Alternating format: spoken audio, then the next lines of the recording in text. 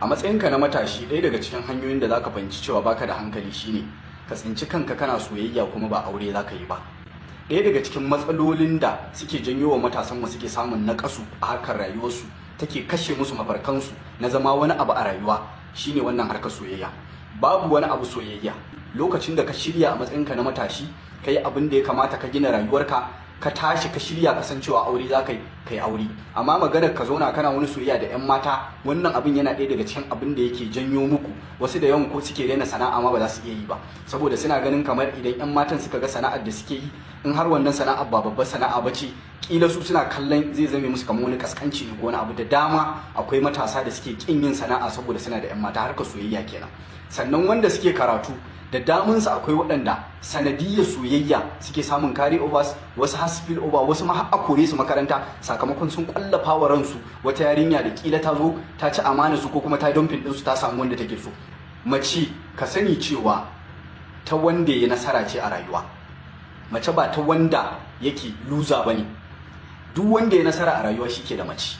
Idan ka yi abin da ya kamata, ka yi shirin da ya kamata, to lallai kai kake da mace, domin kai ne zaka zo kawai ka ce kana son ta a cikin ɗan ƙanƙanin lokaci. In dai ka shirya aure zaka aure ta. Amma duk yadda kake tunanin cewa kuna tare da yarinya, kuna waya, kuna chatting, ku kai karfe kaza na dare, kuna ta wannan, kuna ta waye, wallahi in har kai sake ka zama loser a rayuwa, to wannan fa ba taka bace, ta wani ci. Duk aikin da ya kamata ka tashi kai, idan baka yi ba wani ya irin wannan aikin, to shi zai tafi da ita. Wannan ina gaya muku ne a koda yaushe, ina gaya muku cewa mun ratso abubuwa da yawa mun muto su. A matsayinku na kannanmu, ƴan uwanmu, dole mu rika gaya muku abubuwan da sai kun kauce musu, kun dage, kun tashi tsaye, sannan ku iya samun nasarar da ya kamata a ce kun samu. Matsayinka na matashi da kake da mafarki na ka zama wani abu a rayuwa, mafarki na ka zama successful mutum a rayuwarka, to dole ka dakatar da irin waɗannan abubuwan. Shekara 15 irin wannan budurwar taka da kake da ita yanzu, kuke ta ɓata wa kanku lokaci, shekara 1, shekara 2, shekara 3, kana tunanin cewa wai haka zo ka zama wani abu, wai haka aure ta. Muna da irin wannan 'yan matan shekara 15, amma yanzu ba mu san inda suke ba, san inda muke ba.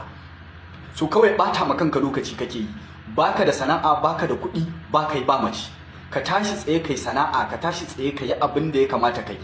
Idan ka samu abin da ya kamata ka samu, wallahi mace sai ka zaɓa.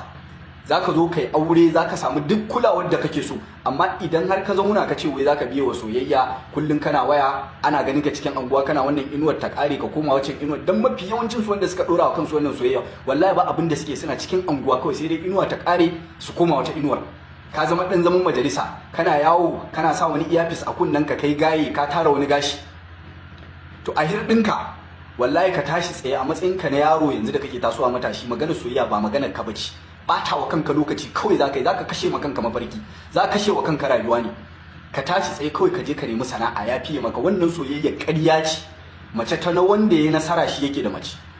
In har ka saki ka kai shekara 25, 26 da 7, ita fa ba tsayawa jiran ka za ta yi ba. Magana duk wannan abin da kaga kuna yi, kuna wani wane ne, kuna wani, duk wanda ya shirya in ya zo ya ce zai aure ta, to wallahi za ka aure shi. Ka manta da duk wani yanzu tana taimaka wasu kalamai na ƙarya, ita ma kuruciya ce ke damun ta yanzu.